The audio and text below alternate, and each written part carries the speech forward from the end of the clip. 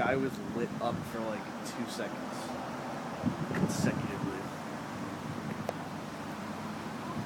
I want to see some lightning spider across the sky, though. There you go. There we go. Yeah.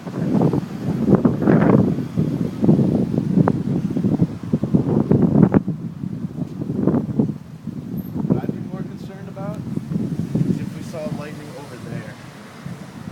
Up there, it might go around us, but all these storms have been tracking northwest to southeast, which is like prime tornado shit. So like this could travel like right over us. We might lose power. Doubt it. Commentary by John Bailey.